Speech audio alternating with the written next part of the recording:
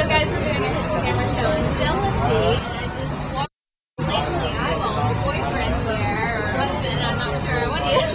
Boyfriend, okay. Now, what were you thinking when you saw me staring at you? I just saw you passing by and smiled, so I just smiled you back. But you were very good. You just only glanced maybe once or twice and you were done with it. I just glanced at you first when you smiled, and then I just thought you were just passing by. That's something Andrew's supposed to say because I love my girl. But he was very good. Now, what were you thinking? Did you think I was crazy? Yeah, I thought you were trying to pick up on him. I thought, who's this crazy girl? So the jealousy was kicking in. Yeah. Like,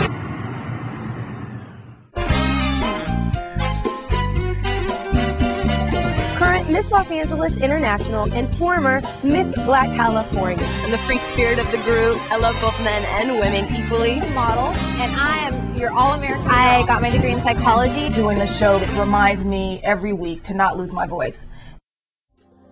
Hey everybody, welcome to another edition of Females Uncut. Today's topic is jealousy. Ooh, that green-eyed monster that gets the best of all of us. So they did a nationwide survey and found that 1/3 of all couples that are going to marriage counselors are actually cited jealousy as a primary cause for going to counseling. So obviously it can be somewhat of a problem, right? But on the flip side, 46% of people that were surveyed said that jealousy was an inevitable cause of true love.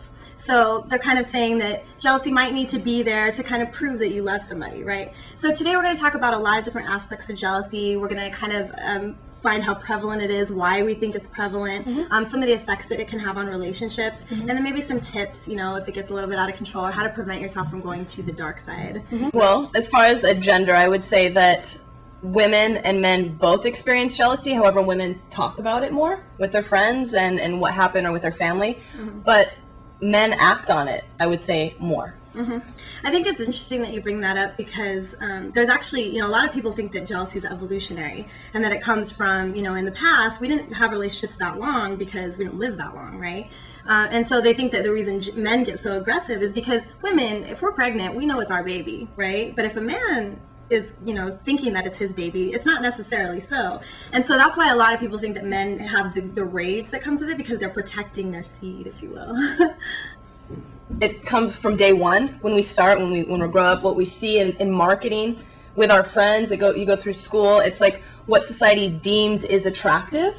And so when you start feeling, whether you're with a man or woman, you see them talking to someone and you get those uncomfortable, jealous feelings. You're like, well, what do they have that I don't? Then you start self-reflecting, and then you're in a state of confusion and uncomfortableness, and we're not supposed to live in that state. It's unhealthy. We're supposed to be comfortable and trustworthy and until proven otherwise. Right. Well, I also think that jealousy is kind of a learned condition.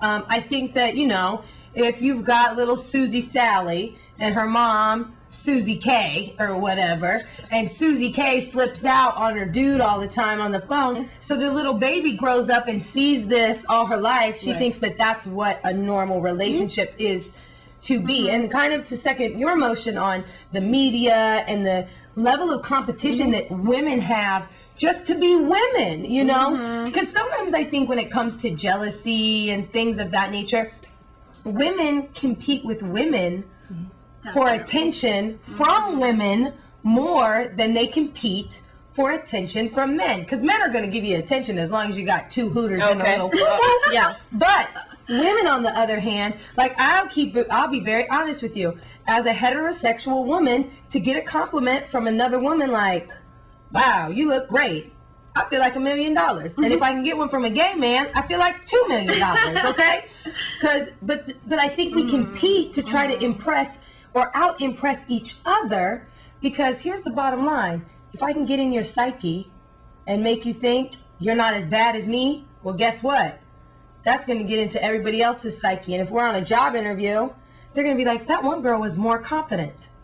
Does that kind of make sense? So I think it's a learned behavior. But then there's also a line of being threatening. When you feel that confident and comfortable in your own skin, people can be threatened by that, and that can also bring upon jealousy. Right. So the thing is not to feed something that's negative, that's making you feel in a confused state. I think you got to put yourself in a positive. If you see something that's making you jealous, maybe remove yourself, and either, you know, if you're at a club and you see your partner talking, whatever, go dance. Well, that's fine. We can agree to disagree, but I'm saying put yourself in a good state because it's not worth. How about when we all recall being in a relationship and your partner has caused a scene that was totally unnecessary, inappropriate, and sour, and you were totally turned off by them.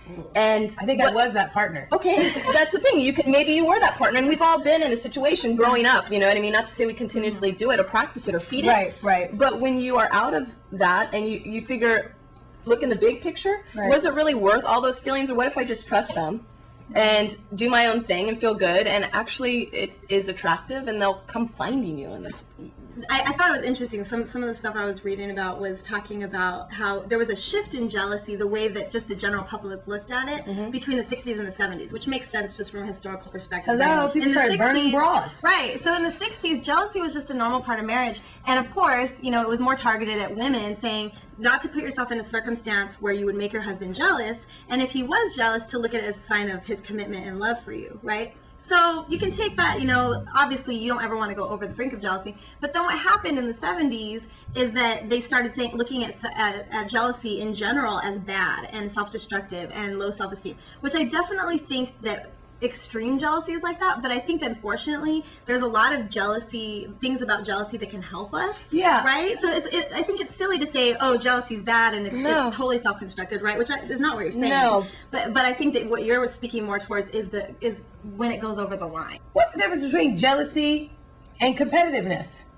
Because doesn't jealousy fuel your competitiveness? Well, and it's a perceived threat to our relationship, right? Which is valid. If you're in a town, especially in LA, there's a lot of beautiful women. You know what I mean? And so it's valid to think that someone could come and take your relationship. When it goes to the next level is when you start punching people out of the club, or you start, reading text messages. Here's my question to you, though. These women that are overly jealous, are you jealous or do you just not have a life? Because if you have some things going on for yourself in your life, do you have time to be jealous, really? I mean, I think you'll never go to the dark side. I think it depends on the person. Because I'll say, I've spent a lot of time self-reflecting on myself, right? And I'm fairly confident. When I was younger, I thought I was super jealous, because I dated guys who were unfaithful to me. You know what I mean? And so it's and I realized as I've gotten older, I've dated a lot of different people, and I can be the most trusting person, and I can be freaking crazy. And it just depends on the situation I'm in. I mean, I've never punched anybody out, but I've definitely checked text messages. I've definitely showed up at clubs when I knew they were going to be there. And guess what? 9 times out of 10, if I showed up like that, they were with another girl, or there was something going on. I don't know anything anything so I think about it could be a cue into yourself, and I think that's what it's meant to be.